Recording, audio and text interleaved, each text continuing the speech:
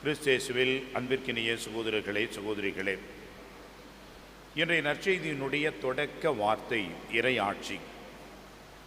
இதை பழைய மொழிபெயர்ப்பிலே விண்ணரசு என்று சொல்லப்பட்டது. இந்த இறை ஆட்சி, விண்ணரசு, கடவுளின் ஆட்சி எல்லாம் ஒரே ஒன்றைத்தான் குறிக்கிறது. கிங்டம் ஆஃப் காட் என்று ஆங்கிலத்திலே சொல்கிறார்கள். இந்த இறை ஆட்சி பற்றிய விளக்கத்தை தான் இன்றைய நற்செய்தியிலே நாம் பார்க்கின்றோம். இறை ஆட்சி என்பது என்ன? இஸ்ராயேல் மக்கள் எப்பொழுதும் அடையாளத்தை பார்த்தே பழகி போனவர்கள். ஏனென்றால் பழைய ஏற்பாட்டிலே பார்த்தோம் என்றால் ஆபிரகாமை அழைக்கின்றார், அவரோடு உடன்படிக்கை செய்து கொள்கின்றார். அந்த உடன்படிக்கையின் அடிப்படையிலே ஒரு வெளி அடையாளத்தை அவர் காட்டுகின்றார், செய்கின்றார். பலிப்பீடம் எழுப்பி பலி செலுத்துகின்றார். அதே போன்று நோவா, அவரோடு ஆண்டவர் உடன்படிக்கை செய்து கொள்கின்றார். அவரோடு அந்த உடன்படிக்கையின் வெளி அடையாளமாக வானத்திலே ஒரு வண்ண நிற வளைவை தோன்றுகின்றது என்று பார்க்கின்றோம்.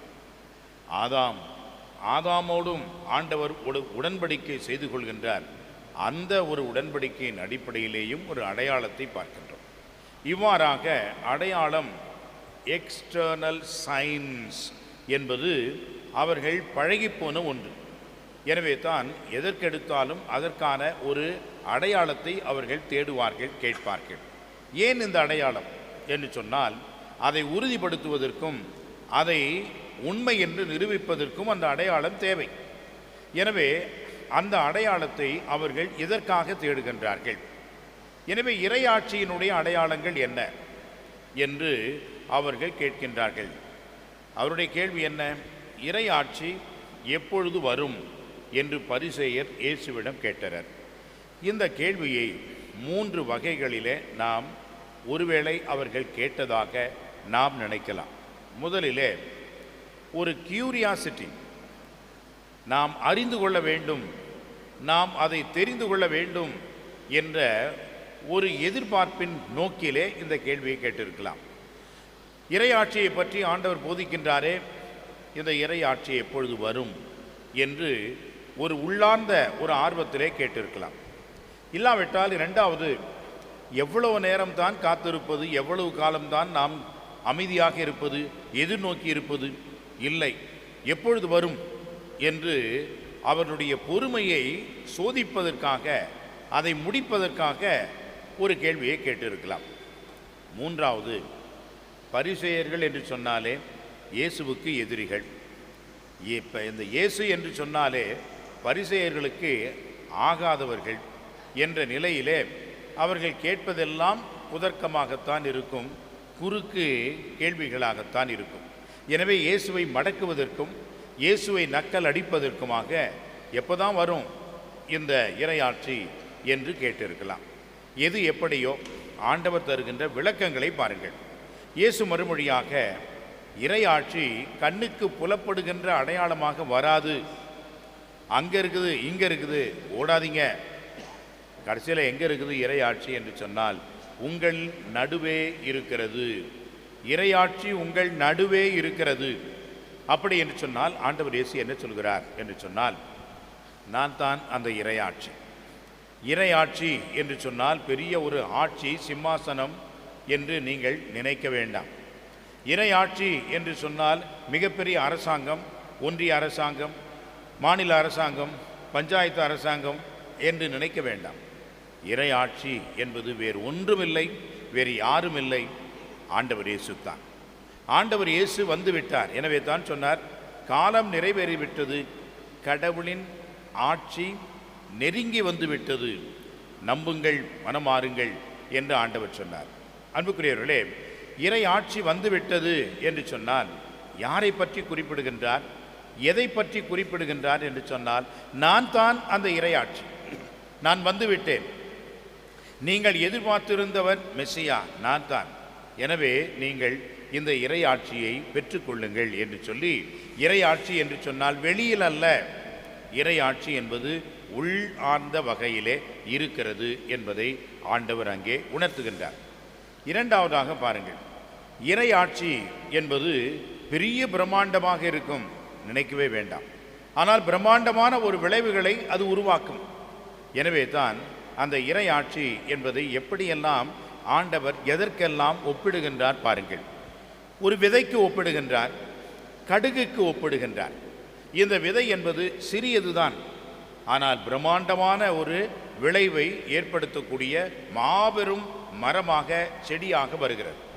இந்த கடுகு என்பது ஒரு சிறிய ஒரு விதை என்றாலும் அதனுடைய விளைச்சல் என்பது அவ்வளவு வீரியம் உள்ளதாக இருக்கிறது. அதே போன்றுதான் அன்புக்குரியவர்களே, இந்த உப்பு காரம் என்பதெல்லாம் ஆண்டவர் சொல்கின்ற பொழுது இறை ஆட்சியினுடைய தன்மையை சொல்கின்றார். எனவே இறை ஆட்சி என்பது மிக சிறிய அளவிலே இருக்கிறது, பெரிய அளவிலே அது பயனுள்ளதாக இருக்கிறது. அதனுடைய பயன்பாடும் செயல்பாடும் அதிகமாக இருக்கிறது. சமீபத்திலே ஒரு காணொளியை பார்த்தேன். அது உண்மையாகத்தான் இருக்க வேண்டும். காரணம், அது தொலைக்காட்சியிலே வந்தது. அது வடநாட்டிலே இருக்கக்கூடிய ஒரு தொலைக்காட்சி. அது ஹிந்தியிலே முழுமையாக இருந்தது. ஹிந்தி ஒரு வார்த்தை நம்மளுக்கு தெரியாது, நை தான் தெரியும், வேறு ஒன்றும் தெரியாது. அதனால் அது படிக்க முடியல சரியா. எனவே அதில் என்ன செய்கிறார்கள், ஒரு குடும்பத்தை அழைக்கின்றார்கள். அவர்கள் இறைவனுடைய போதனையை செய்கின்றார்கள். அந்த போதிக்கின்ற அந்த குடும்பத்தை அழைத்து அத்தனை விவிலியத்தையும் பைபிளையும் உள்ளே வைத்து அவர்கள் கொளுத்துகின்றார்கள். அவர்களை எல்லாம் விட்டுவிடுகின்றார்கள். அந்த பைபிளை கொளுத்துகின்றார்கள். எத்தனையோ பைபிள்கள் விவிலியங்கள் கொளுத்துகின்றார்கள். அன்புக்குரியவர்களே, இதில் என்ன பார்க்கின்றோம் என்று சொன்னால், இந்த ஒரு விவிலியத்திற்கு இவ்வளவு பயப்படுகின்றார்களே இந்த கோழைகள், அதுதான் இறையாட்சி. அந்த இறையாட்சி பத்தி எரியுகின்ற அந்த வேளையில் கூட அது எவ்வளவு கொழுந்து விட்டு எரிகிறது பாருங்கள். அதை அணைக்க முடியாது, அவ்வளோ நேரம் எழுதி கொண்டு இருக்கிறது.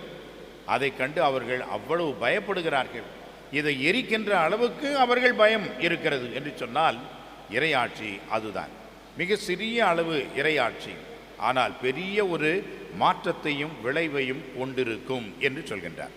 மூன்றாவதாக பாருங்கள், இறையாட்சி என்பது வெளிப்புற அடையாளங்கள் இல்லை, மாறாக இறையாட்சி என்பது நம்முடைய உள்ளத்தின் ஆழத்திலே செயல்பட வேண்டும்.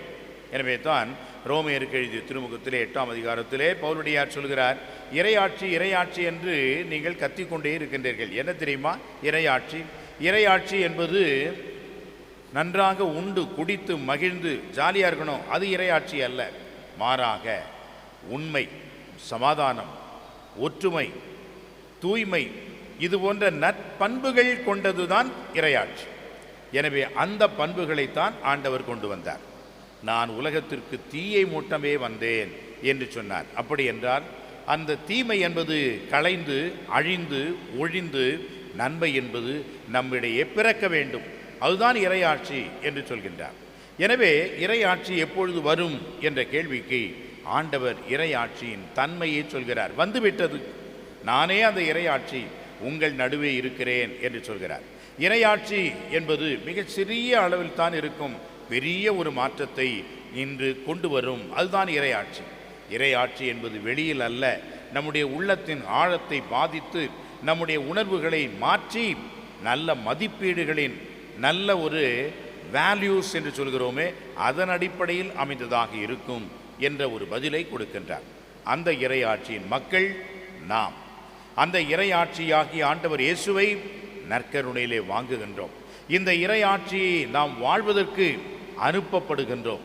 இந்த இறையாட்சி எளிமையான மக்கள் நம் வழியாக மகத்தான மிகப்பெரிய மாற்றத்தை ஏற்படுத்த ஆண்டவர் விரும்புகிறார் என்பதை நாம் ஏற்று இத்திருப்பலியின் வழியாக அருளை பெற்று வாழ வேண்டுவோம். ஆமென்.